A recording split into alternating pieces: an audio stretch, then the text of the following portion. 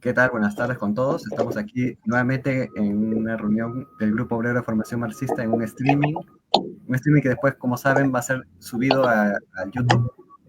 En esta ocasión, nuevamente, nos acompaña la compañera Berta O. García, activista por la abolición del tema de la gestación subrogada, que nos va a comentar más respecto de este tema bastante grave. De hecho, podemos aquí darle algunas preguntas. De hecho, esta reunión está específicamente pensada para aclarar ciertas cuestiones y preguntas de este tema, el cual se dedica la compañera a difundir, ¿no? Y ver además la capacidad de las organizaciones para poder llevar a cabo la abolición de este tema de la gestación subrogada a nivel internacional, sobre poblaciones vulnerables, sobre mujeres a las cuales se les vulnera sus derechos reproductivos. Un poco también esta reunión viene con la dinámica previa de que la compañera nos ha compartido un artículo, semanas atrás, que ella había subido en mayo, denominado Gestación Subrogada, Trata de Mujeres y Violencia, a partir del cual los compañeros también, nosotros, los que hemos estado revisando el artículo, podemos dar prestar algunas inquietudes o manifestar algunas inquietudes a partir de este texto. Y la compañera también, dadas las preguntas, podrá respondérnoslas o profundizar en el tema, ¿no? Saludamos a la compañera. ¿Qué tal? ¿Cómo estás, Berta? Hola, Nuevamente. buenas tardes. Encantada de estar aquí Muy bien. nuevamente con ustedes. Muchas gracias por la invitación. Igualmente encantados de tenerte aquí. Entonces, empezaríamos de repente con una pregunta que a mí se me había ocurrido, más allá incluso de este artículo que has escrito, ¿no? Pero bueno, está de todas maneras relacionado con el tema, ¿no? Si nos puedes explicar un poco más, no recuerdo de la vez pasada si nos hablaste, de hecho mencionaste el tema del cabildeo, del lobby, de las empresas dedicadas a la gestación subrogada, pero no hemos profundizado mucho en cómo es que opera exactamente ese lobby. Quizás de los gobiernos de los países en que opera el lobby. Yo sé que tú estás bastante más enterada de este tema en Europa. Nos comentaste un poco de que también hay implicancias de este cabildeo, de esta facilitación de derechos mal llevados en otros países como por ejemplo México, hablando de Latinoamérica. A lo que yo apunto es si nos puedes dar más detalles de cómo opera esto, ¿no? En general, y después vamos especificando quizás algunos otros temas.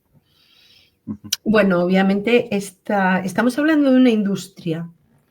Entonces, es una industria con unos intereses económicos potentísimos, ¿no? Es una industria que en algunos países es legal, como por ejemplo en Estados Unidos. Entonces, pues allí es una industria que está completamente desatada. Se dice que Estados Unidos es el país más garantista del mundo. ¿Eso qué quiere decir? Eso quiere decir que el contrato que firma una mujer con los compradores de un bebé, que lo encargan por contrato, valga la redundancia, pues es un contrato que se tiene que cumplir sí o sí. Pero, por ejemplo, en España es una práctica ilegal, es una práctica, el contrato es nulo y la práctica es ilegal y está prohibida. ¿Qué ocurre, por ejemplo, en España? Pues que España es el segundo país del mundo, por detrás de Estados Unidos, en número de clínicas de reproducción asistida. Entonces, en esas clínicas de reproducción asistida se llevan a cabo técnicas que, de acuerdo con una ley sobre técnicas de reproducción asistidas, lo que buscan es revertir o curar la infertilidad a través de unas técnicas que siempre operan en el cuerpo de las mujeres, ¿no? Que es porque es en ellas en las que se quiere lograr un embarazo. Bien, hay casi 400 clínicas en España de reproducción asistida y estas clínicas están reunidas en torno a dos grandes, una más que otra, dos grandes sociedades de fertilidad, dos grandes sociedades de clínicas de reproducción asistida. Y estas sociedades desde hace tiempo vienen reclamando al Estado que legisle, regule y legalice la gestación subrogada.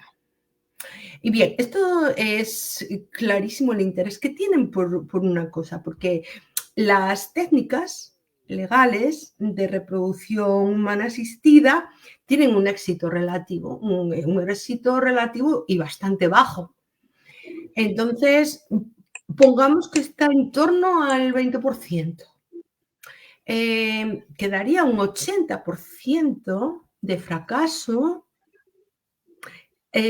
para revertir en beneficios si se legaliza esta práctica.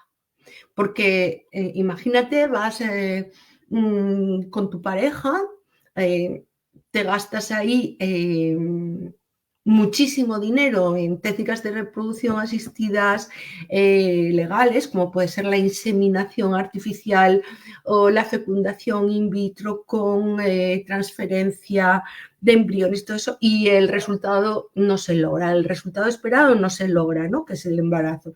Entonces te dicen, bueno, pero tienes una solución y es la gestación subrogada, a la que han elevado, pero por la cara, a técnicas de reproducción humana asistida, cuando en realidad usar a una mujer para quedarte con su hijo, pues no es ninguna técnica de nada, ni revierte la infertilidad de nadie, ¿no? Entonces estamos ante un lobby muy, muy, muy poderoso.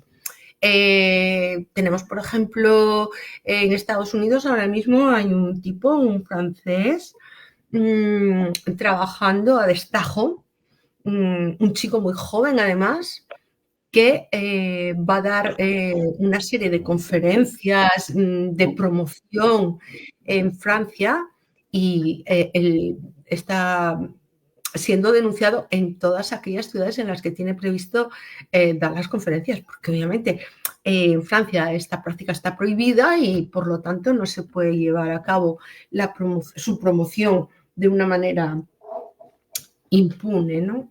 Pues bien, el lobby económico es sobre todo estas empresas. Por ejemplo, aquí el expresidente Aznar tiene una buena cantidad de dinero, de muchos millones invertidos en clínicas de reproducción humana asistida. Su hijo, sobre todo, que primero se dedicó a los fondos buitre, pues ahora a lo que se dedica es a este tema, a las clínicas de reproducción humana asistida. Y obviamente, pues están haciendo lobby para que esta técnica y no lo dudemos, que como si el Partido Popular vuelve al poder, van a intentar por todos los medios legalizar esta práctica. De hecho, las asociaciones de niños, de compraniños, perdón, las asociaciones de compraniños tienen sus miras puestas en el Partido Popular, porque ya no tienen ninguna esperanza con el resto de partidos, pero sí con el Partido Popular, de que sea el Partido Popular el que les venga a solucionar sus demandas. Así que bueno, por ahí tenemos el lobby. En todos los sitios es igual, en Ucrania, en Grecia, y suelen ser, fijaos qué cosa tan extraña, ¿no? Suelen ser los colectivos de psicólogos, colectivos de ginecólogos, los que más impulsan esta práctica. Suelen ser, bueno, y por supuesto los abogados. Los abogados son, daos cuenta que es el colectivo que saldría más beneficiado, porque serían los encargados de redactar los contratos de compraventa de los bebés. Ujú. ¿Cuántos ingresos al año tendrían estas empresas? Al menos solamente en España. Ahora mismo es imposible adelantar una cantidad porque como es una actividad prohibida, no, pues sería pura elucubración, ¿no? Pero vamos que es una industria en crecimiento, pero en un crecimiento brutal. ¿Ves las curvas de crecimiento en Incel?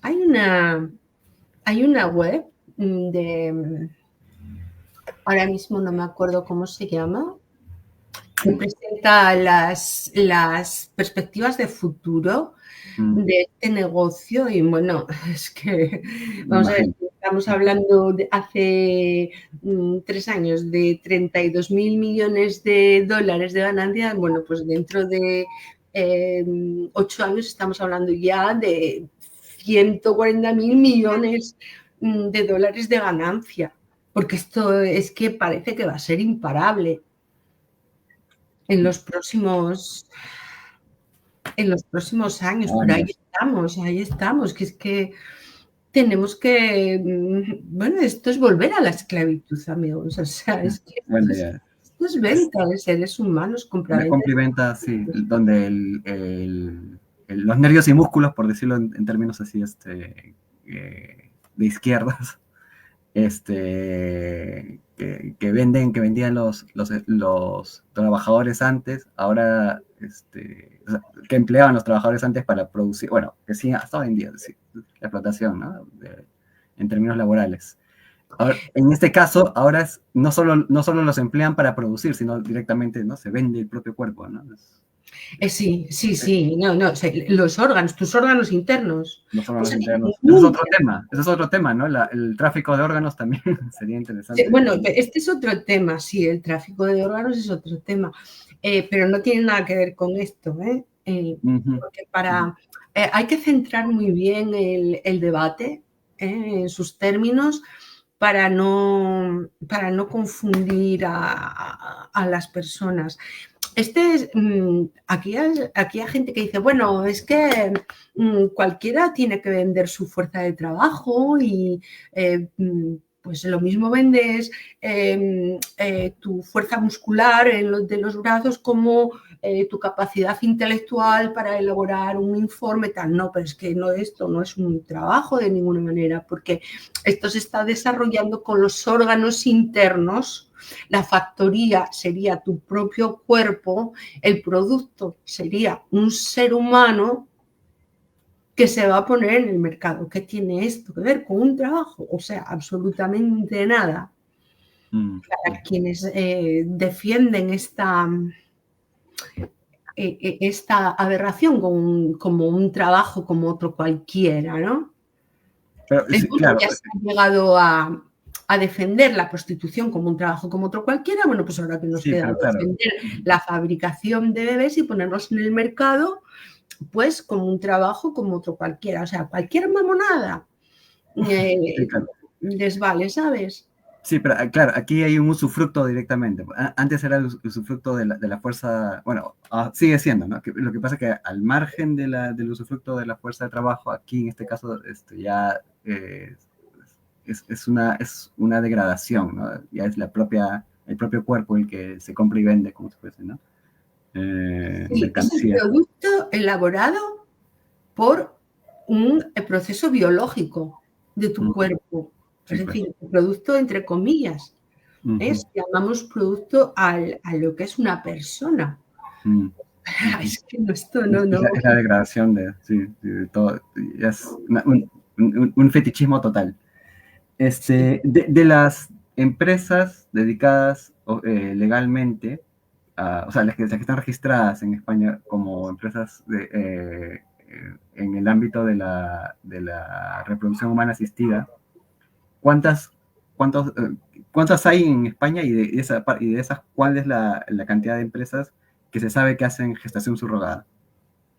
No, hay en total, entre públicas y privadas, estamos cerca de las 400. Ya te digo, somos el segundo país del mundo en número de clínicas. Que hagan gestación subrogada en España, ninguna, por lo menos legalmente. En el extranjero, en los países donde es legal, sí que llevan a cabo esta práctica. Por ejemplo, el Instituto Valenciano de Infertilidad, el IBI, que es una de las empresas más potentes en aquellos países donde es legal y se han establecido, pues por supuesto, practican gestación subrogada, por supuesto que sí. Ahora, que en España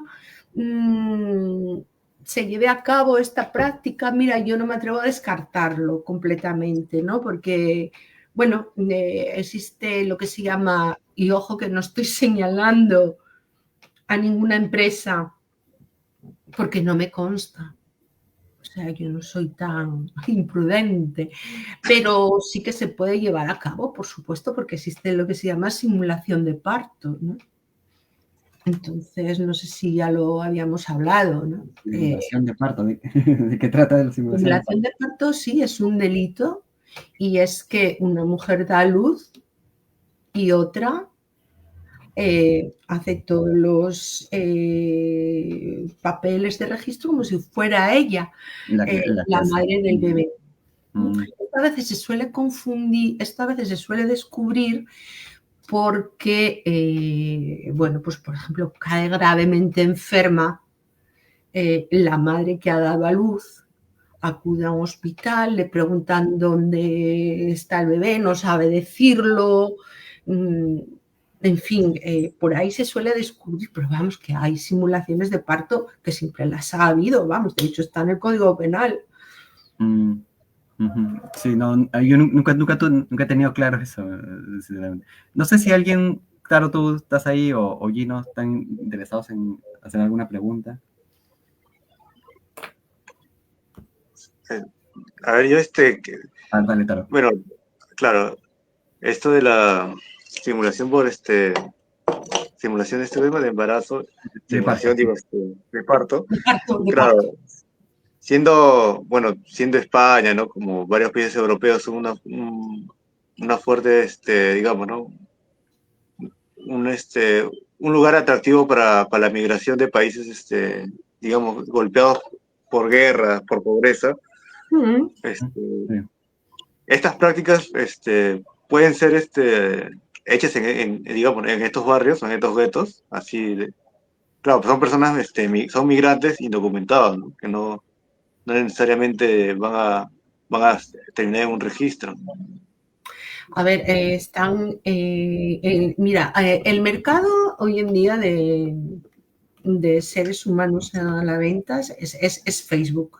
Y allí, bueno, hay cientos y miles de grupos donde se mueve esta actividad. No hace falta ser un lince, tú simplemente con una cuenta en Facebook puedes entrar en muchos grupos, en otros no porque son restringidos, pero se ve como buscan mujeres en Perú, en Colombia, en Venezuela, para traérselas a España. Y lo dice claramente, con vistas a gestación subrogada. Es decir, probablemente no las vayan a meter en ningún barrio marginalizado, sino que las van a tener durante los 9 meses de gestación en su casa, a saber cómo dejan embarazada a la señora, si no es por violación, la van a tener en su casa, probablemente explotada laboralmente, y después, cuando la señora dé a luz, la chica, cuando dé a luz, pues tendrán que hacer un parto simulado, porque en España es ilegal, pero vamos, que se están pidiendo mujeres que por una cantidad irrisoria de dinero porque saben que estas mujeres viven en la pobreza y se pueden aprovechar de ellas. Pero vamos, por una cantidad irrisoria de 2.000, de $3.000, quieren tener una mujer, pues eso, los 8 meses de gestación y quedarse con el bebé y todo. Bueno, es tremendo. O sea, entrar en este mundo en este mercado real de Facebook es una cosa que te... Pero es ahí donde se mueve, ¿eh? No estamos haciendo elucubraciones ni estamos inventando nada. Es ahí donde se mueve todo este temita. El mercado real está ahí. Y hay mujeres de todos los países, de todos los... mujeres que se ofrecen porque necesitan dinero para vivir y hay personas que buscan mujeres. Quizás Tarot se le ocurrió que en todo caso las mantenían en una especie de régimen medio informal, medio marginal, porque tú mencionas en tu artículo, Berta, que es mencionas régimen de confinamiento, semiconfinamiento, ¿no? de privación de libertad.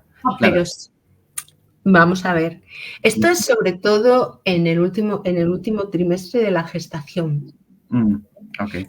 Donde las mujeres son mantenidas en apartamentos, lejos de sus familias, en régimen de confinamiento, semiconfinamiento, donde se les controla la dieta, donde se les controla todo el temita de salud, donde se les ponen horarios, toque de queda, donde se están separadas de sus familias y de su entorno. A veces están malviviendo en situaciones similares al hacinamiento, ¿no? Compartiendo a lo mejor 2 mujeres una cama, porque esto ocurre muchísimo en Ucrania, por ejemplo, ¿no? En Ucrania sí que se da muchísimo este tema, sobre todo por una cosa, porque se capta a ucranianas, sobre todo en entornos, digamos, del extrarradio y del campo rurales, y luego las clínicas están en Kiev. Entonces, la situación de confinamiento se da en el último trimestre para tenerlas ahí seguras, controladas y que, vamos, que van a aparecer el día del parto, que no se van a perder por ahí. Sí. Me imagino la escena, ¿no? Bien difícil. No, porque mayormente ocurre, ¿no? Que siempre las mujeres que se prestan a ser vientres de alquiler tienden a digamos, ¿no? a crear sentimientos muy fuertes y quieren ya tener al niño, pero ya como suyo, como ¿no? madre. No entregarse como Claro. madre, cumplir ese rol. Sí, pues. Ojo, hay una cosa que... Y lo primero que hay que conseguir es engañar a la mujer para captarla. Hay que decirle que no es madre del bebé, que no va a ser su madre, que no va a ser, que esa criatura no va a ser hija suya y que por lo tanto no la vende. Entonces, con eso no se consigue completamente eliminar el vínculo, pero sí que sirve para tranquilizar conciencias y conciencias, ¿no? Es decir, yo no estoy vendiendo a mi bebé porque este bebé no es hijo mío, porque no lleva mi óvulo, porque tal y cual, y entonces, como que, bien, este es el engaño fundacional, no es hijo tuyo, no te pasa nada, no lo estás vendiendo.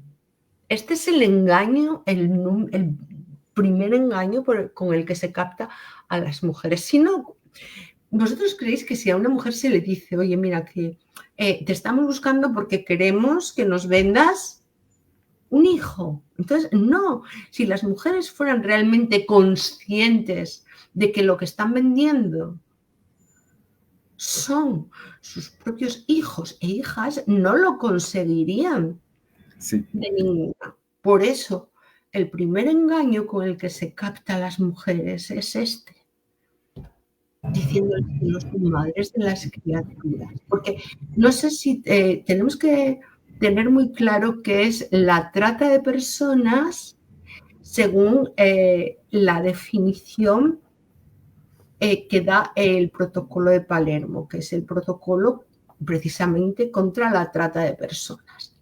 Y la trata de personas se caracteriza por una serie de conductas y de medios que conllevan a algún tipo de explotación de la víctima.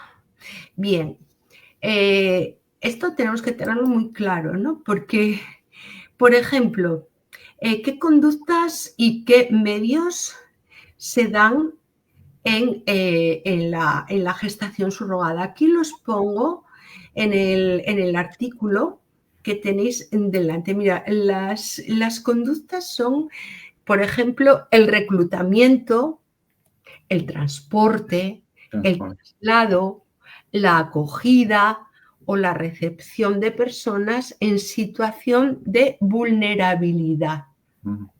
Estas son conductas típicas de la trata de personas, utilizando determinados medios como la amenaza o el uso de la fuerza u otra forma de coacción, el fraude, el engaño, el abuso de poder o la recepción de pagos o beneficios. Es decir, en esta práctica no es precisamente la fuerza el elemento principal, como si lo es en otras formas de trata, ¿no? No, es otra forma de coacción, sobre todo la coacción psicológica y la coacción del pago. Pero sobre todo la coacción psicológica, la que nos supone a las mujeres entregadas a los demás y que tanto ayuda a captar mujeres precisamente, porque se les dice, no es hijo tuyo, tú lo haces por ayudar, porque tú eres una buena mujer muy entregada que quieres hacer felices a otras personas. Sí, y como dices... A las madres surogadas todas les van a hablar de lo que les ha colmado hacer felices a otras personas, pero en realidad todas reconocen que si no hay dinero por el medio, no lo hacen. Bien, pues estas conductas y estos medios en la trata de personas tienen que tener una finalidad que es la de obtener el consentimiento de la persona con fines de explotación. En este caso, se trata de conseguir el consentimiento de la mujer con fines de explotación reproductiva. Y es irrelevante el consentimiento por parte de la víctima, es decir, el consentimiento no viene a agravar su situación si se descubre una mafia de trata de personas. La víctima siempre será víctima por mucho que haya dado consentimiento. Eso que quede claro. Eso es bueno también aclararlo, ¿no? Porque se subestima, se subvalora siempre el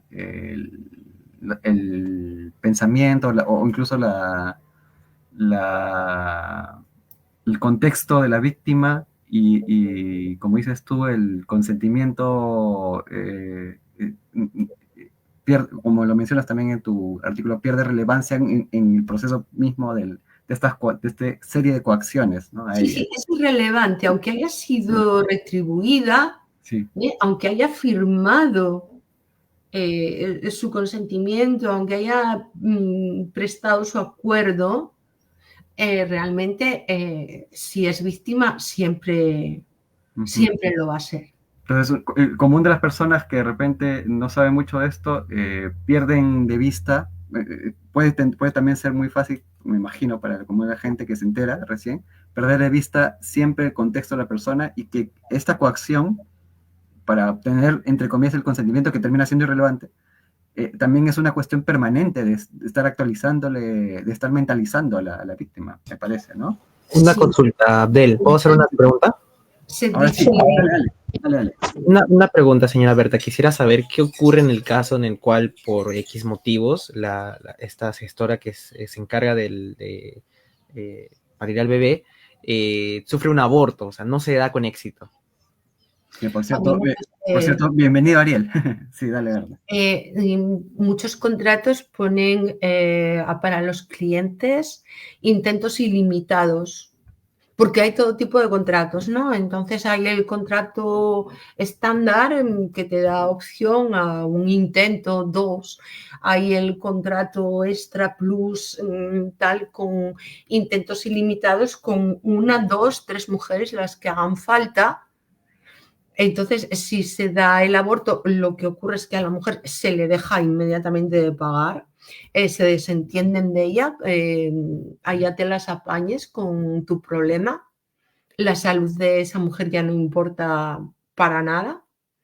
Y si ella decidiera abortar, es prácticamente imposible que lo pueda llegar a hacer, porque las condiciones incluidas en el contrato para que ella pueda, porque en realidad hay países donde no se les puede negar a las mujeres esta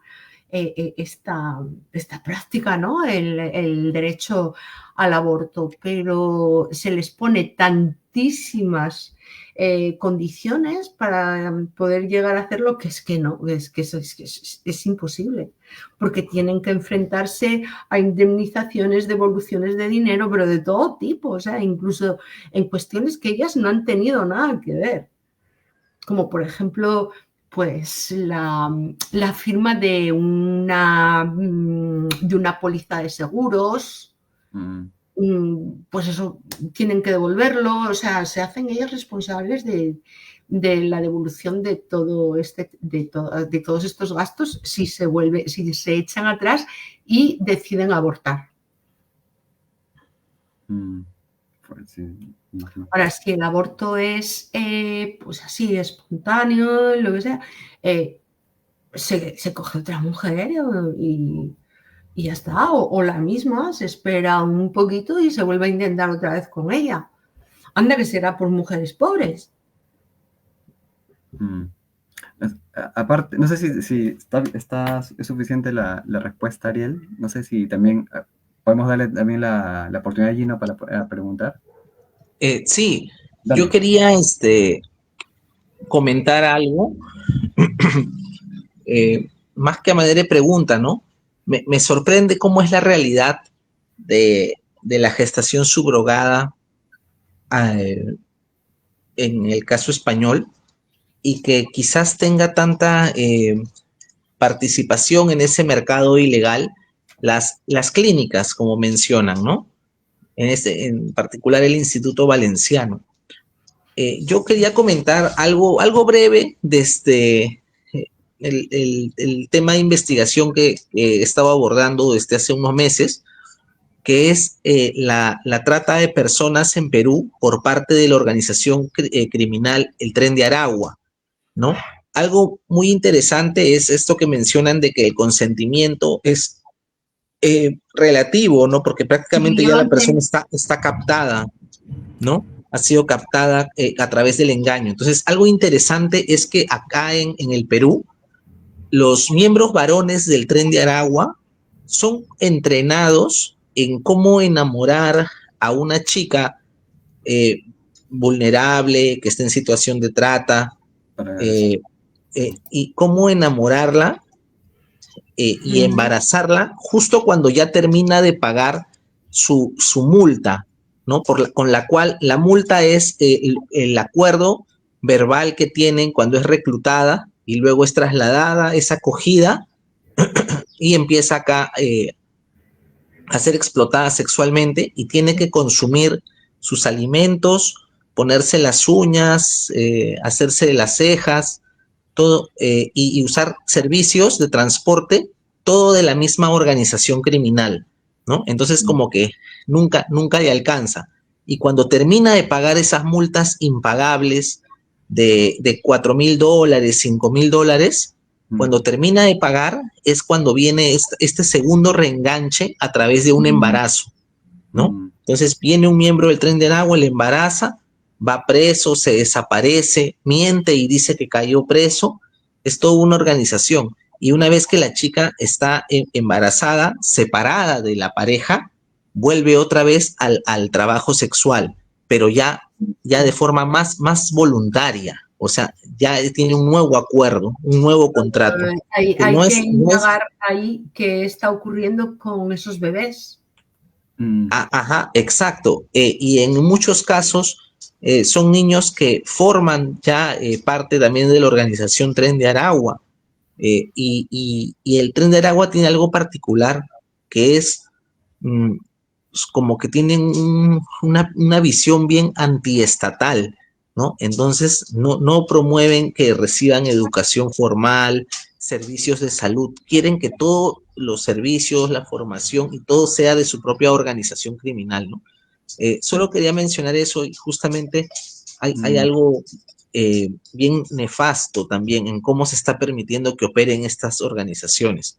Que acá en Perú, esa organización criminal que tiene esta modalidad de trata y es como hasta hay embarazos simulados, o sea, no acuden a los centros de salud para tener a sus bebés tampoco. E incluso en algunos casos hay traslados internacionales para llevar un embarazo. O sea, quizás las organizaciones criminales transnacionales también están aportando la logística de tener casas de acogida, de mantenerlas, ¿no? Porque ahorran costos a una planilla legal como de un hotel, de un hospedaje, de mantener a alguien, ¿no? Solo que quería comentar eso, porque son como modelos distintos también. El Tren de Aragua es un gran cártel criminal que se dedica a la explotación sexual fundamentalmente de las mujeres que vienen del sur de Venezuela o de Colombia, ¿no es eso? Y que a veces estas mujeres recorren un larguísimo periplo y llegan incluso a Chile, ¿no? A mí lo que me provoca es un inmenso desasosiego constatar cómo la situación de guerra que ha vivido Colombia ha, por así decir, trastornado lo que son los principios básicos muchas veces, ¿no? de la convivencia humana, ¿no? De los principios éticos. Y en Colombia están surgiendo muchísimas mujeres que están otorgando su consentimiento para ser madres subrogadas. Aunque ahora parece ser que a este tema se le ha metido un poco de freno desde la ley, porque hay ya sentencias que dicen, no, mira, por mucho que hayas prestado tu consentimiento, eres madre de ese bebé que ha venido al mundo, ¿no? Pero, bueno, digamos que tanto en Colombia como en Argentina como en México hay ciertos pasos que se están dando en este sentido, ¿no? En enfocar este problema desde el punto de vista judicial como trata de personas. Y están intentando ponerle un poquito de freno por ahí, por esta calificación de trata de personas. Pero sí, tengo el ordenador, no sé qué le pasa, que está ardiendo. Y en un momento dado ven que me quedo out. No sé cómo terminará esto. ¿Qué tanto éxito tienen estas iniciativas de de tipificación y criminalización, bueno, tipificación en términos legales de la trata subrogada, bueno, la gestación subrogada como trata de personas en Latinoamérica. Como... En Argentina está teniendo bastante repercusión, se está tomando el tema muy en serio, de hecho se ha frenado porque venían muchísimos extranjeros a comprarse niños en Argentina y también nacionales, ¿no? Pero Argentina se está convirtiendo en un mercado, pues eso, internacional, ¿no? Ahora con estas investigaciones que están en curso y que han calificado determinados casos como trata de personas, pues parece que se ha frenado, ¿eh? En otros sitios, México es muy contradictorio porque cada estado es un mundo. Y realmente no se puede dar una visión general de lo que es México, pero vamos, que también es... Y Olga Sánchez Cordero está empeñada en convertir México en un supermercado de mujeres y de niñas y de niños recién nacidos, ¿no? Y todo esto vino por una decisión de la Suprema Corte de Justicia de la Nación que dijo que creo que fue en 2023, que dijo que, bueno, que por supuesto no cabía poner ningún límite a esta práctica, ni cabía poner ningún límite a agencias y clínicas extranjeras que quisieran establecerse en México. Es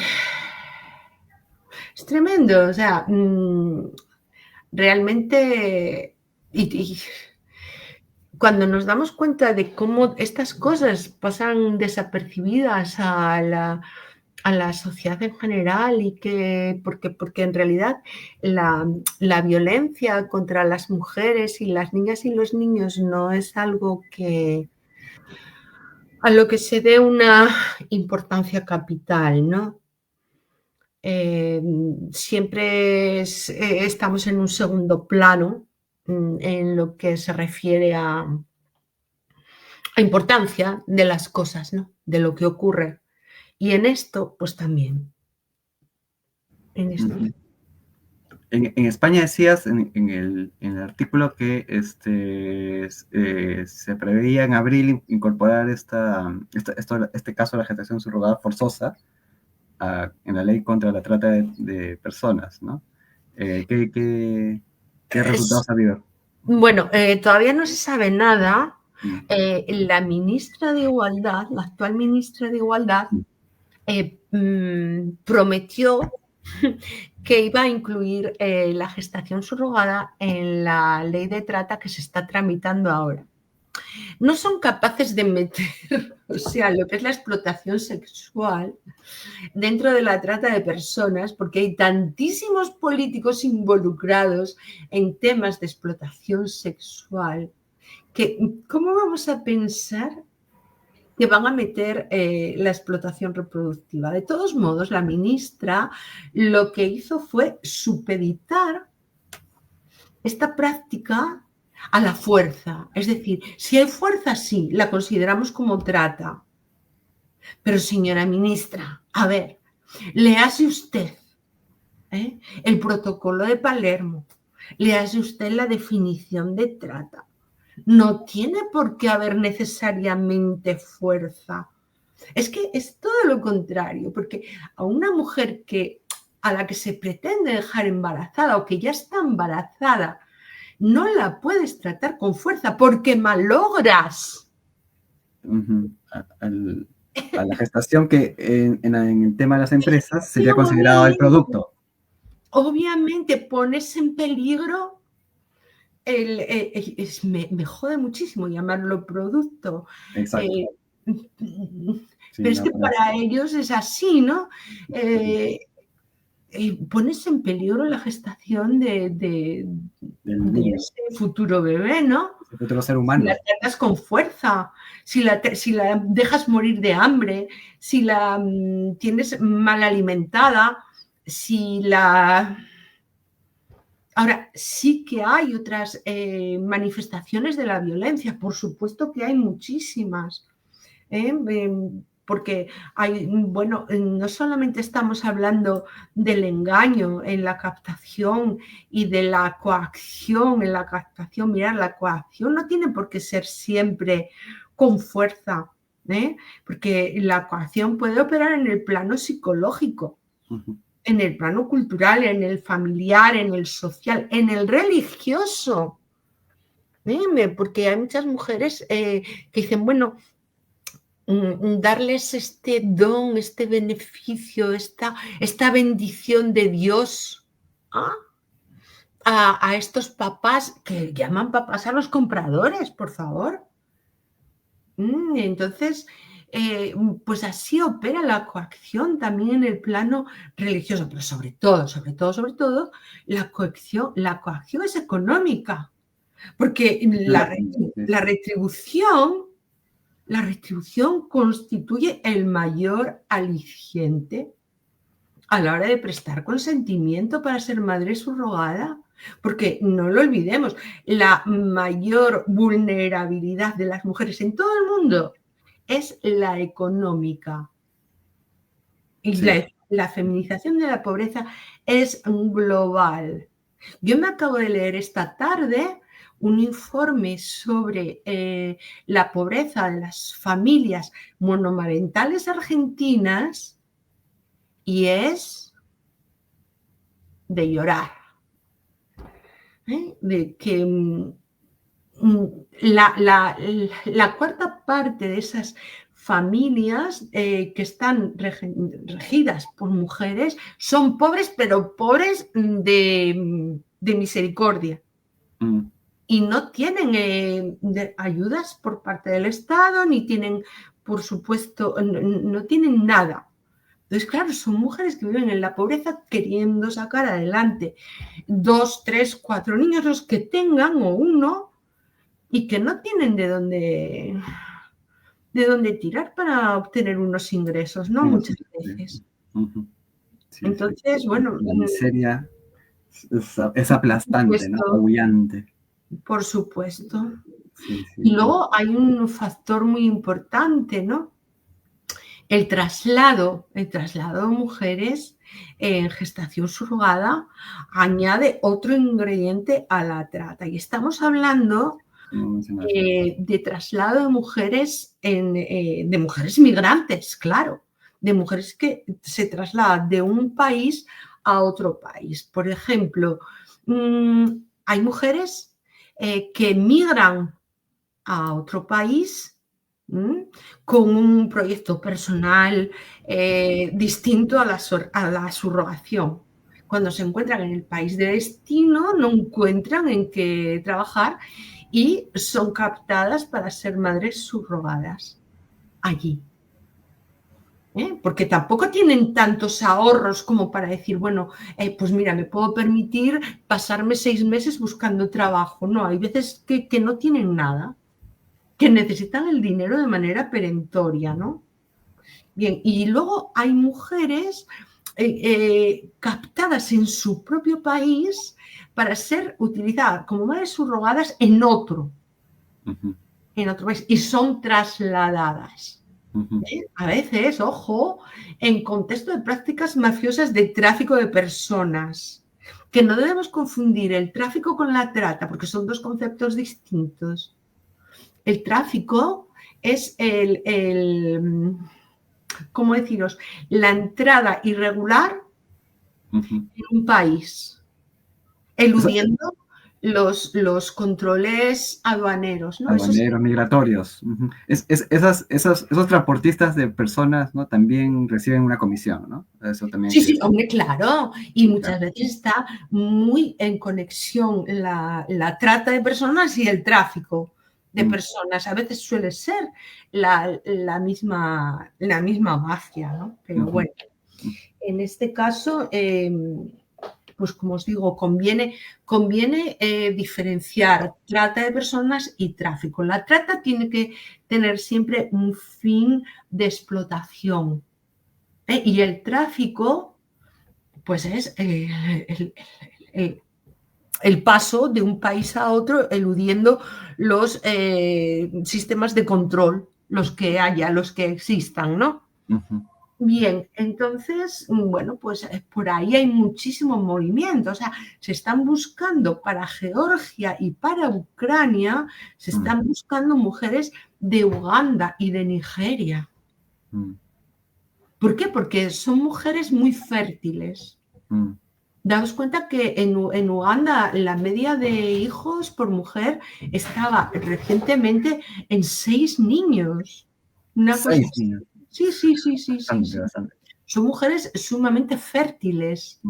Entonces, claro, son codiciadas, son mujeres muy pobres, se les paga muy poco y son trasladadas a otro país, bueno, pues para tener allí los bebés, porque como además no el bebé que va a nacer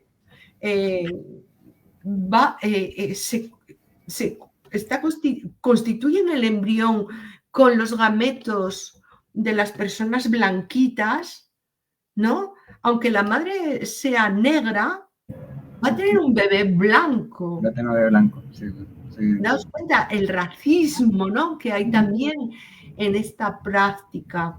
Terrible. Y son mujeres que fácilmente pueden llegar a dar a luz cuatrillizos.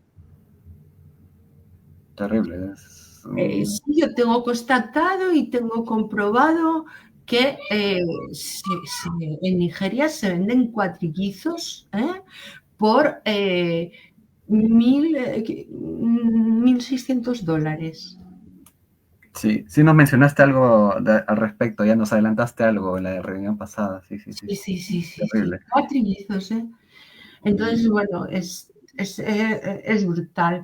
Y pues eso, se trasladan mujeres migrantes de un país a otro, de una zona a otro. Por ejemplo, es muy común el conocido sistema cross-border entre México y Estados Unidos, ¿no? Se firma el contrato en Estados Unidos, se deja a la mujer embarazada en México, ella pasa en México todo el embarazo y al final va a dar a luz a Estados Unidos. El proceso se ha abaratado tremendamente, pero puede ocurrir que esta mujer en Estados Unidos, cuando va a dar a luz, se quede con la deuda del hospital, porque aparecen los compradores con el contrato en el hospital y dicen: este bebé es nuestro, se lo llevan, pero la deuda le queda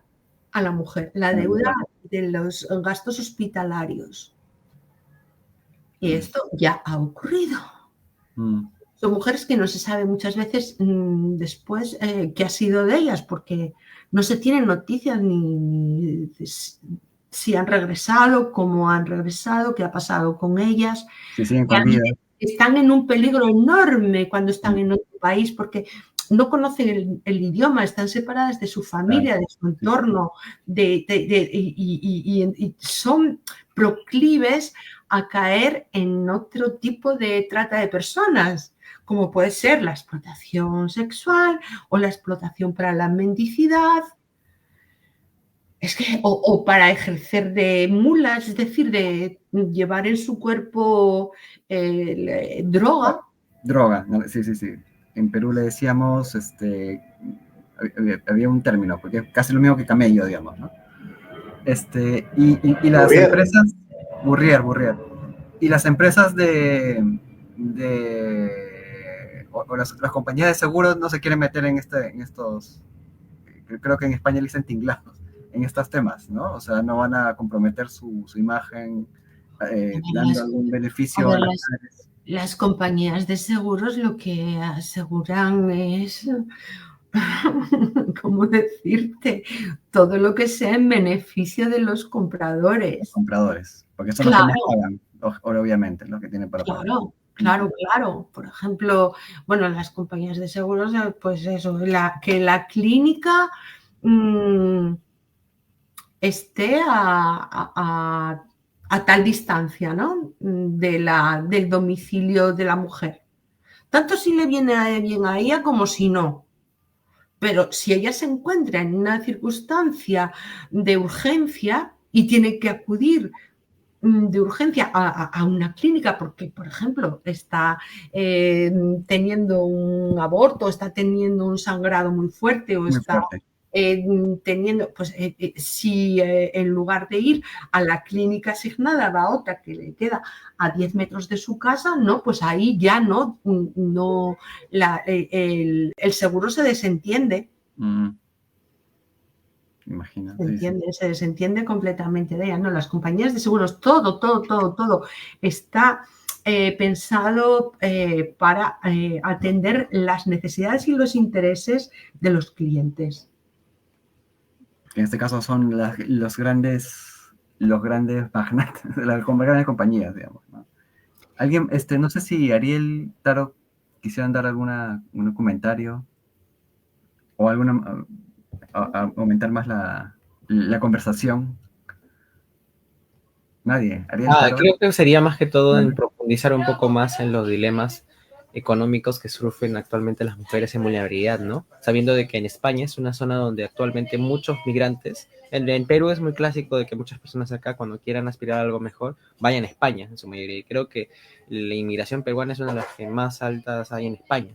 No te he entendido. Entonces, hasta cierto punto, cómo las mujeres en situación de buscar un ascenso social ahí se ven atrapadas al toque por estas redes o estas promesas de ascenso social de forma ilegal, ¿no? Hasta cierto punto que las vulnera más de que ofrece oportunidades y cómo las empresas o las las personas han sabido cómo usufructuar esto, ¿no? Porque al fin y al cabo, en base a comisiones, es el trabajo de ella el que realiza, es el riesgo que ella pone y cómo al fin y al cabo esto se da para beneficios de pequeños grupos. El mal llamado trabajo.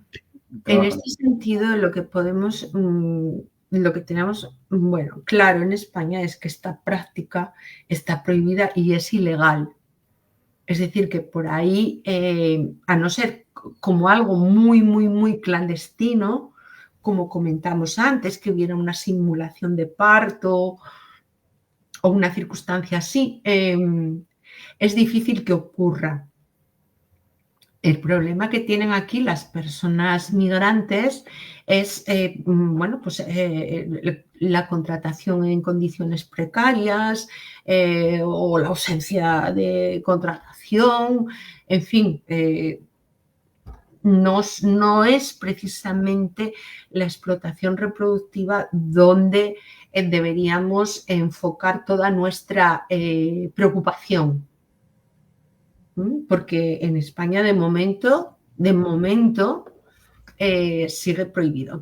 También es verdad que por muy prohibido que esté, bueno, pues se permiten traspasar ciertos límites, se están dando cursos de promoción en la universidad, por ejemplo, y no ocurre nada. Y los compraniños organizan congresos a la vista de todo el mundo y no ocurre nada. O sea, es como si no tuviéramos una legislación, un orden público, un Estado de Derecho. Aquí hacen cosas así a la vista de todo el mundo y, bueno, y amparados en la libertad de expresión. Es decir, que cualquiera, por la misma regla de tres, podría llegar mañana a una universidad y hacerte unas jornadas, pues, a favor de la tortura. Algo así. O a favor de la explotación laboral. Por eso os digo, es todo muy relativo. Siempre cuando se habla de vulneración de derechos de las mujeres y de los niños y de las niñas, parece que todo queda como en segundo plano y muy diluido, ¿no? Y las cosas las vemos claramente cuando se trata de otro tipo de otra vulneración de derechos. Creo que Gino, ¿querías intervenir? Me parece bien. Tu micro. tu micro. Gracias. ¿Cómo es más o menos el reclutamiento que se da allá en España? Me gustaría profundizar un poco sobre cómo reclutan, porque acá hubo un caso peruano muy conocido en el que se desintegró una organización dedicada a trata de personas, integrada incluso por un, eh, por un director de la policía. La organización fue nombrada como los malditos del tráfico humano. Lo pueden buscar en Google, ¿no? En este caso de los malditos del tráfico humano, lo interesante era que quien participó fue un jefe de la policía. Hablamos de un director general de la policía, unas modelos conocidas, y en este caso no solamente se identificó la venta de un recién nacido a $35,000, sino también se contacta a la madre del niño, ¿ya? Y ella comenta que ella acude por recomendación de un grupo, una colectiva, acude a donde una ginecóloga, una obstetra, ¿no? Quien le comenta que si no quiere tener al bebé, y ella conoce a alguien a quien podría darlo en adopción, y le dice, entonces la engaña con esto, como cuando uno tiene un hijo no deseado y dicen, no lo mates, dalo en adopción. Más o menos con ese discurso es el que captan a las personas. Y esta es una organización grande a nivel nacional que opera más que todo en el sur del país, pero también en Lima, ¿no? Integrada por modelos, policías, y obstetras, ginecólogos, ¿no? O sea, más que clínicas, eran médicos particulares, ¿no? Quizás no tenía ese nivel de logística la organización. Trabajaban en clínicas particulares, alquilaban los consultorios. ¿Cómo se da esta captación allá? También difiere. Por lo que estás explicando, lo que veo que ocurrió en Perú es un caso de venta, fueron casos de venta de niños y niñas, ¿no? Es decir, que no fueron creados por encargo y contrato, sino que eran hijos de mujeres que estaban embarazadas y que en lugar de quedarse con esos bebés, los ponían a la venta una vez que nacían. Bueno, esto en realidad no es una adopción, en realidad esto no es legal, porque la adopción directa no es legal, simplemente, y esto ocurre mucho, también en México hay mucha gente a la que se le ofrece pues comprarle el bebé a una chica que está embarazada y que por lo que sea pues no puede o no quiere quedarse con él. Yo lo que os puedo decir, y repitiéndome ya, que de momento en España son poquísimos los casos que se conocen y que saltan a la luz, han saltado a la luz a la cosa de 2 o 3 años, un par de casos en Andalucía, pero que los han detectado y les han metido caña, vaya. No es una práctica que digamos que ocurra aquí así, ni legalmente ni a la vista de todo el mundo, ni muchísimo menos, aunque como decíamos antes, no descarto que existan otras argucias para quedarse con el hijo, el bebé de una mujer, como puede ser la simulación de parto. No, pero en España no se da. En España yo lo que sí veo es que buscan a mujeres en Facebook, buscan a mujeres para traérselas a España. Esa es otra cosa, ¿no? Y me pregunto, sí, pero es lo mismo. Lo que pasa es que yo me pregunto, y tengo mis sospechas también, y me pregunto, vamos a ver, ¿esto qué es? ¿Para explotación sexual o para explotación reproductiva? Porque tengo mis dudas. Tengo mis dudas, no lo tengo nada claro. Ambos. Las Es dos. ambos. Decía. Sí, sigue. Dale, Berta. No, que ya os digo, sí, por supuesto en España, claro, en España lo que hacen es ir a comprar a países donde esta práctica es legal. Sobre todo, pues van a Estados Unidos, a Ucrania, a México o a Georgia. Y entonces, bueno, pues hasta hace poco los bebés nacidos de gestación subrogada en Estados Unidos se podían inscribir allí en los consulados españoles gracias a una instrucción prevaricadora que permitía el registro. Pero esto se ha frenado, se ha puesto fin a esa instrucción que estuvo activa durante 15 años.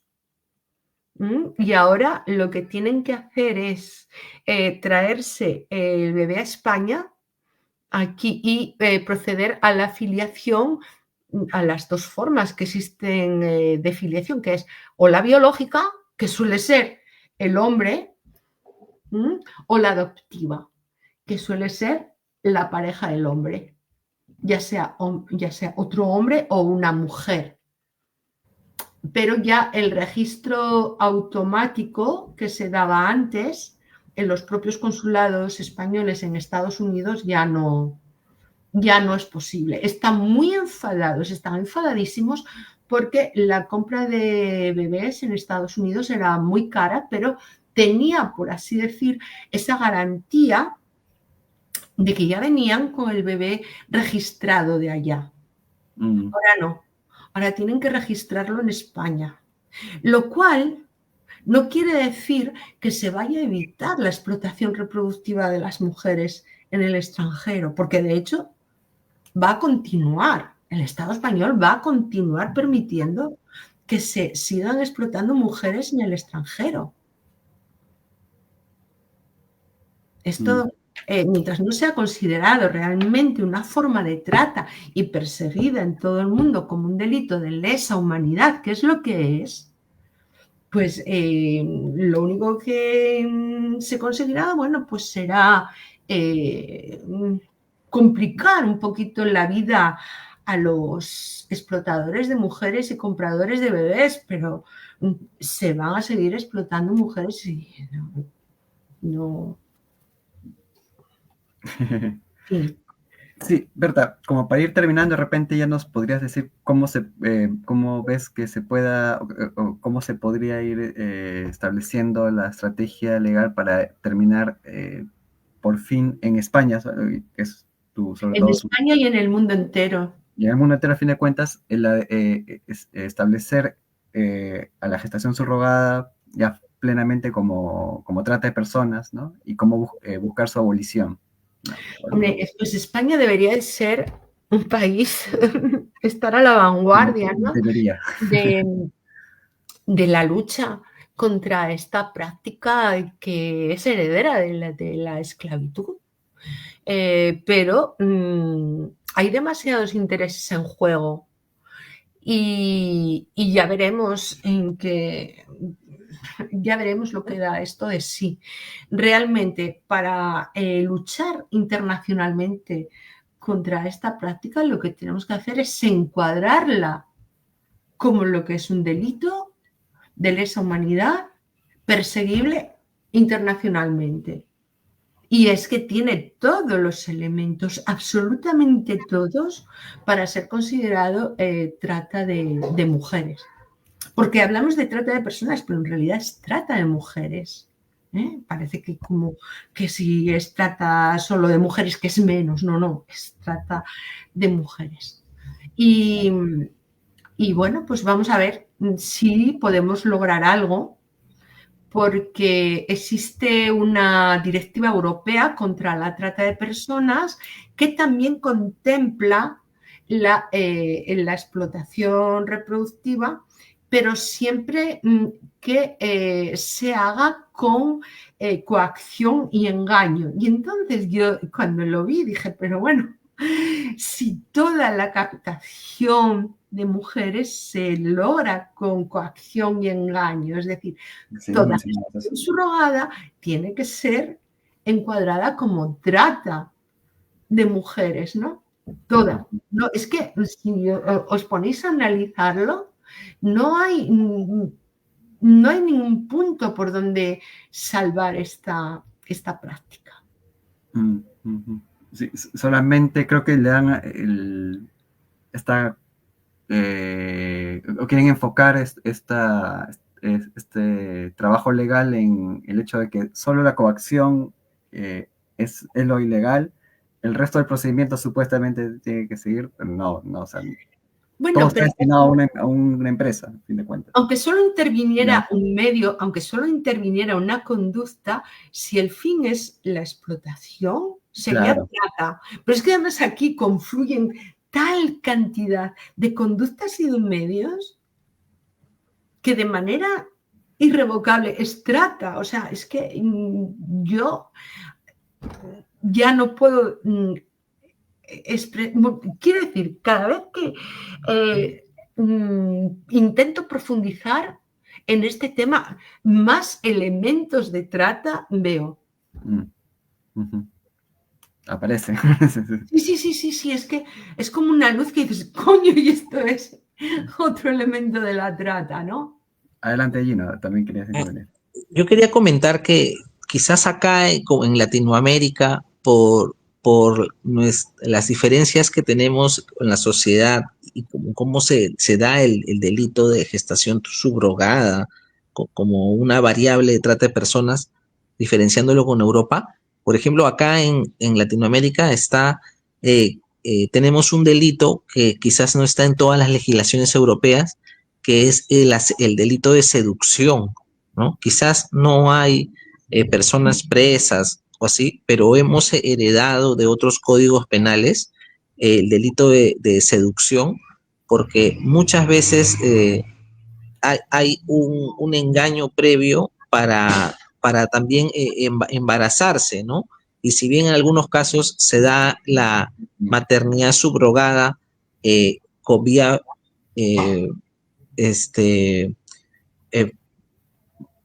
fertilización in vitro, Okay. ¿no? O alguna técnica de reproducción asistida.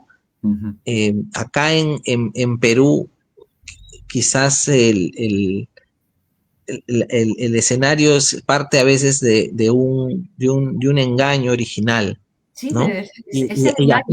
Y acá por esa naturaleza que tenemos acá en Perú y que ya ocurre a lo largo de los años, creo yo que esa es la razón por la que está tipificado el delito de seducción, ¿no? Porque acá también se da mucho esto de engañar a alguien con fines de tener acceso sexual y embarazas a la chica y le dices me voy a quedar contigo yo. Y esa realidad latinoamericana la está explotando el Tren de Aragua con las chicas y ahí el niño que nace no solamente es un nuevo bien de consumo, sino que se vuelve en parte de un engranaje que va a mantener esclavizada a esa persona en un ciclo de trabajo sexual, ¿no? O sea, yo siempre he imaginado que cuando llevan a esas inmigrantes a España,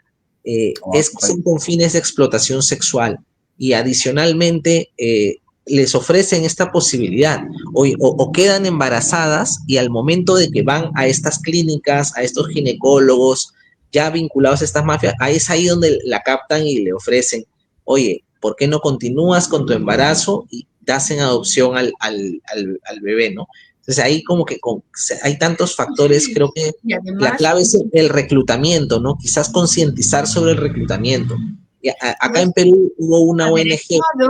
Todo esto que me cuentas aderezado con otra comida de tarro, que es decirle a la mujer, porque es que fíjate, lo altruista que puedes llegar a ser ayudando a otras personas que quieren ser padres, que quieren ser madres con todo su anhelo. Pues tú date cuenta, claro, esa esa seducción, en realidad es el engaño. Lo que pasa es que, bueno, son como delitos que yo no sé, que perviven de una época donde las promesas hechas a las mujeres y luego incumplidas en el terreno amoroso, en algunos países siguen siendo delito, pero en Latinoamérica es muy fuerte ese tipo de relación. Es decir, quizás en Europa no sucede eso. No, aquí este delito ha desaparecido. Claro, lógico. Sí. No, por eso es que Ariel y Gino insistían en eso de la captación, ¿no? Entonces, puede ser parte de nuestra mentalidad latinoamericana, en todo caso. La captación con engaño, pero no olvidéis una cosa, el fin tiene que ser siempre la explotación. Eso es un detalle, ¿no? Entonces, la seducción, yo como delito como tal no lo conozco, pero no, me parece que no tiene como fin la explotación. Pero Gino ya mencionó unos casos en que sí puede tener, ¿no? De hecho, los tiene, tal como nos dice él, ¿no? Quizás eso no se repita en Europa. Habría que quizás indagar un poco más, ¿no? Gino, ibas a mencionar el nombre de una organización, creo.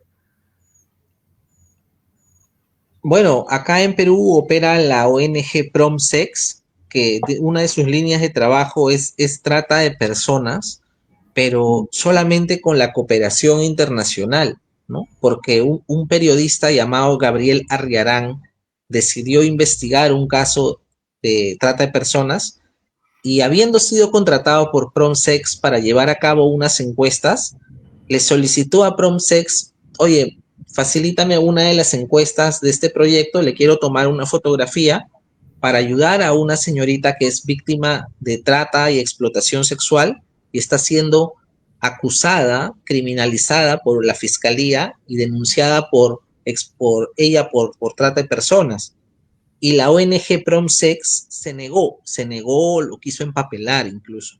Es decir, demostrando que ellos trabajan lo que es trata de personas, pero hacia la cooperación internacional. De acá en cara a Perú no participan en un caso ni ante la policía ni ante la fiscalía por X razones, ¿no? Entendemos, y he investigado un poco, hay redes de cooperación entre las organizaciones de trata de personas con entidades financieras muy grandes en Perú, por lo menos 3, ¿no?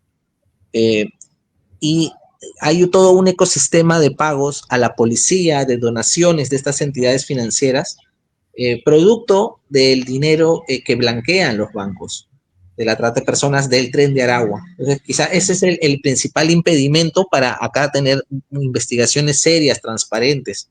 La policía está metida, hemos tenido a un comandante general de la policía, miembro de la organización criminal Los Malditos del Tráfico Humano, ¿no? Ese es así en Perú, ¿no? Que en España qué increíble que digas, no, esto es algo más corporativo y hay unas clínicas que ya han desarrollado todo un sistema, ¿no? Y es quizás la profesionalización y la innovación también en cómo explotar al ser humano, ¿no? Porque quizás esa explotación no la hacen dentro del ámbito español, sino en otros países, ¿no? Pues eso claro. Sí. Claro. En España van a explotar a mujeres de otros países. Claro. Aquí al interior. Para explotación sexual traen muchísimas mujeres de Latinoamérica, sobre todo de Colombia, y de África, sobre todo de Nigeria. De Nigeria, ¿no? Sí. Aquí hace un rato Taro preguntó qué porcentaje de estos compradores de niños son parejas heterosexuales y qué porcentaje son homosexuales. Tú habías mencionado el caso de Bueno, pues según los últimos datos del Ministerio de Asuntos Exteriores, si bien antes la mayoría de parejas eran heterosexuales, ahora se ha invertido y la mayor parte de personas involucradas en compraventa de bebés recién nacidos legal, son parejas del mismo sexo y personas solas. Parejas del mismo sexo y personas solas que superan en número a las parejas heterosexuales. Claro, no es muy difícil deducir de qué sexo son esas parejas del mismo sexo, ni de qué sexo son esas personas solas, ¿verdad? Porque, bueno, vamos a ver, es fácil. Pero sí, se ha invertido la tendencia. Es parte de una burguesía que, ¿no?, piensa que puede hacerlo independientemente de sus preferencias, de su orientación sexual. Claro, ¿no? Claro. Pueden sobrepasarse. Y de una idea muy burguesa de la familia, muy tradicional. A pesar de ser, ¿no?, de otra orientación sexual, tienen esa idea. Tienen una idea súper burguesa de la familia. ¿No? Es una cosa, pero cuasi patriarcal, diría. Es estomagante. Sí. Es que para ellos una familia tiene que tener papás e hijitos. Y si no, no es una familia. Sí, es terrible. Bueno, así sucede. No sé, ¿algunos comentarios finales? ¿Alguien ustedes como para ir cerrando? Gino, Taro o Ariel. Si no, ya le daríamos el pase a la compañera. Yo quería preguntar algo. Estas organizaciones, estas clínicas como el Instituto Valenciano, ¿tienen financiamiento público o quizás tienen entre sus accionistas algún fondo de inversión conocido, BlackRock, Vanguard o algún banco conocido? Porque hay un antecedente que yo creo que se puede usar para denunciar no solo a los estados, a estas organizaciones criminales, sino a las entidades que dan la logística para cobrar y que se enriquezcan estas personas, ¿no? Por ejemplo, a Donald Trump, el banco que usó Donald Trump para pagar los servicios sexuales de una jovencita, de varias, pero yo seguí un caso, el banco fue multado. Entonces, esta multa es considerable. ¿Por qué? Porque según la legislación de lavados de activos, el banco ha debido en algún momento dar un reporte de operación sospechosa de esos pagos, así como las transferencias que hacen las trabajadoras sexuales usando bancos a los que cobran, a los recaudadores. Igual, quizás en un escenario de ilegalidad, ¿hay algún banco detrás, alguna aseguradora, fondo de inversión o incluso financiamiento público como para poder cuestionarles a ellos y demandarlos? Vamos a ver, yo he indagado en este tema. Precisamente tengo un artículo que se llama Los Aznar o los fundadores del IBI, principales beneficiarios de la legalización del negocio de los vientres de alquiler en España. Bueno, pues aquí expongo cómo los Aznar saben quiénes son, ¿no? La familia del expresidente, cómo han invertido dinero en clínicas y cuyos directores médicos no esconden el interés que tienen en que esta práctica sea legalizada. O sea, los directores médicos de estas clínicas están dando charlas por ahí, están acudiendo a todo tipo de congresos y de conferencias donde se reclama la legalización de esta práctica, pero por lo que respecta al IBI, voy a deciros, porque aquí se ha pegado un pelotazo de muchísimos millones de mirar.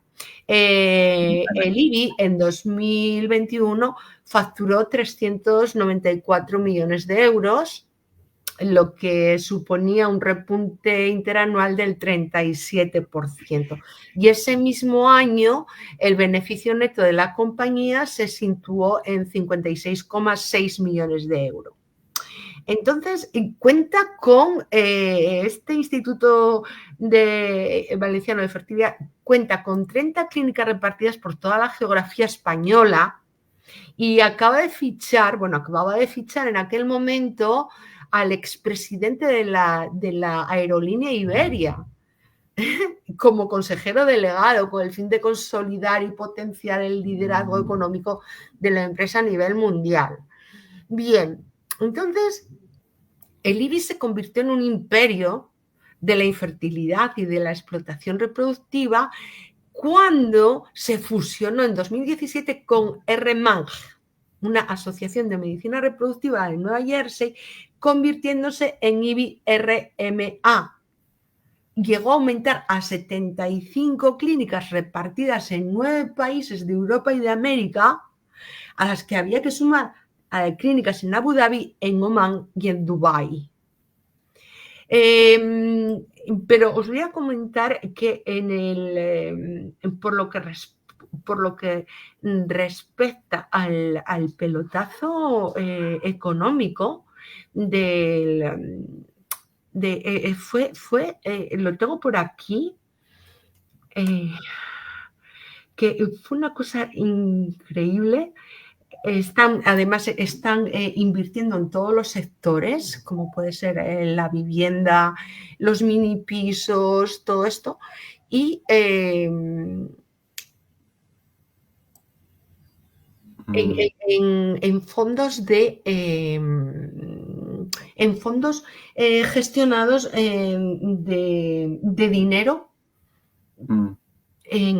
a nivel internacional. O sea, son realmente una potencia económica mundial. O sea, realmente estamos hablando de un lobby con muchísimo, muchísimo dinero, con muchísimo, muchísimo interés. Y que esta práctica se legalice y cuanto antes mejor. ¿Cómo se llamaba la empresa con la que se fusionaba estadounidense? Es las siglas en verás. Especie de consorcio. RMA Global. Después de que el IBI se fusionó con RMA, la firma de inversión KKR compró IBI RMA Global por $3.000 millones para crear un gigante en clínicas de fertilidad. Terrible. Después, en 2020, KKR, este fondo internacional de inversión, manejaba $252.000 millones en activos gestionados. O sea, esto es una locura lo que en el entramado en el que se ve, en el entramado económico, ¿no? En el que se inserta esta práctica. Habría que averiguarlo. Lo calculo, lo comparo como lo mismo que fue en su día, económicamente hablando, el negocio de la esclavitud. Sí, bueno, claro, hasta cierto punto. Claro. Sí, quería saber cómo...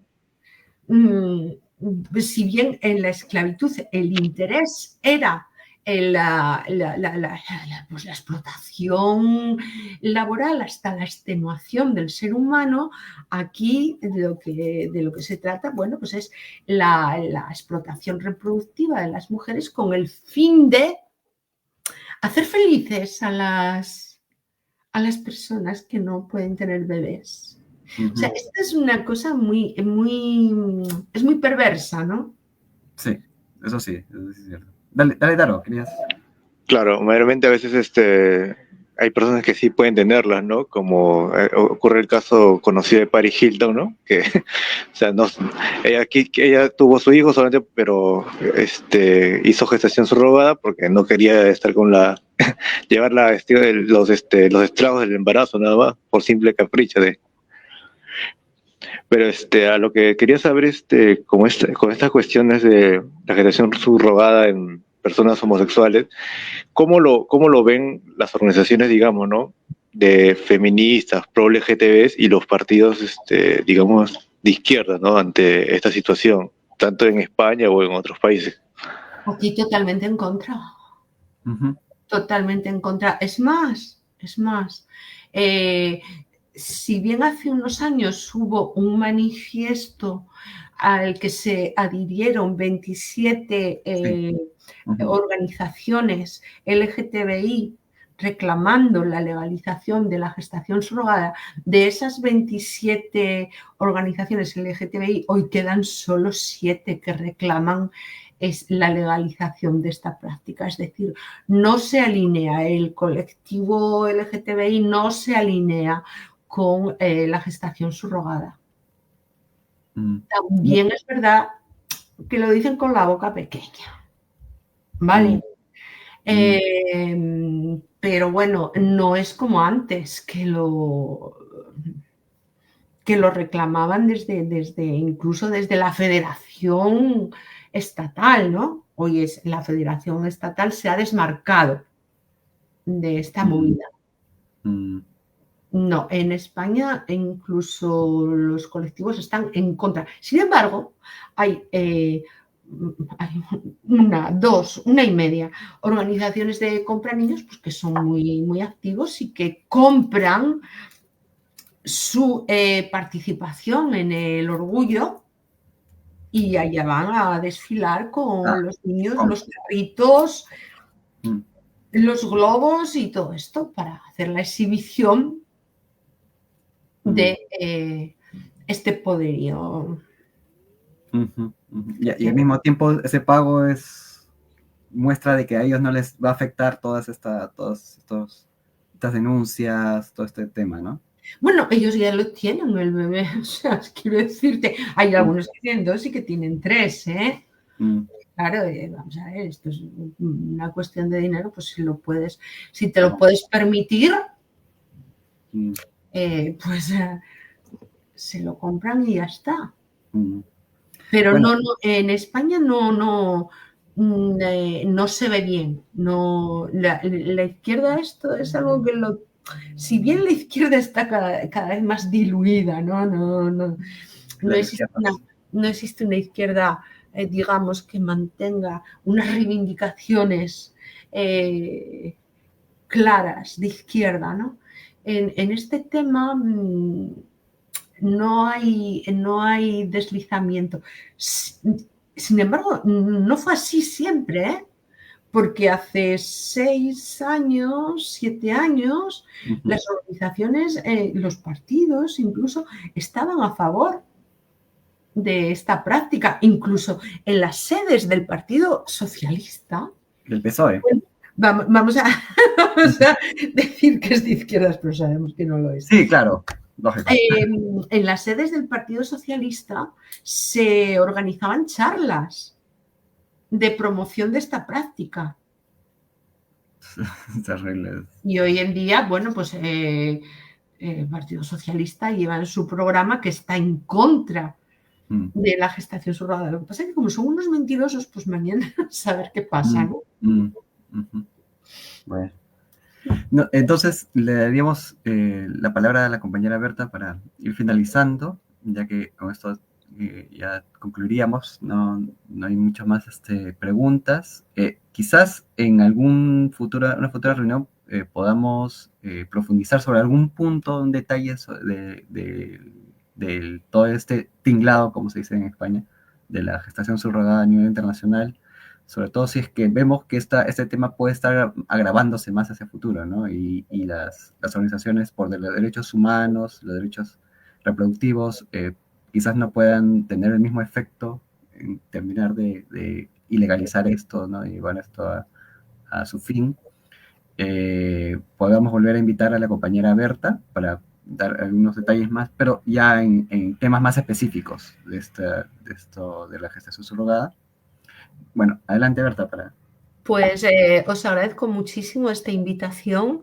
Si alguien tiene alguna duda, os la puede trasladar, y con la confianza de que vais a pasármela, y yo muy gustosamente podré desarrollar una respuesta que no tenga nadie ningún problema en trasladarme preguntas a través de vosotros, que yo encantadísima. Claro, porque no da tiempo a desarrollar todo este tema en profundidad y pueden quedar algunas dudas. Pero bueno, yo estoy muy contenta de vuestra invitación. Muy agradecida y dispuesta a colaborar con vosotros siempre que me invitéis y ojalá para contar alguna novedad que sea, bueno, es que sea esperanzadora, ¿no? Sí, esperamos eso. Muchas gracias, Berta, nuevamente por estar aquí. Igualmente. Muchas gracias a vosotros. Cuidadito con las réplicas del seísmo. Sí, sí. No sé si el término sismo, seísmo, ¿cuál de los dos es el más antiguo? Imagino que. Aquí decimos seísmo, sí. Seísmo. Sí, pero ahí se dice sismo y las dos formas sí. son válidas. Son correctas. Sí. En realidad el término más común en Perú es terremoto, temblor. También, terremoto, sí. Terremoto, Sí. temblor. Terremoto cuando es más grave en todo caso. Sí. Bueno, cuídense mucho. Igualmente. No salgan del chat, no salgan del chat. No salgan del chat. Sí, voy a finalizar la transmisión. viendo.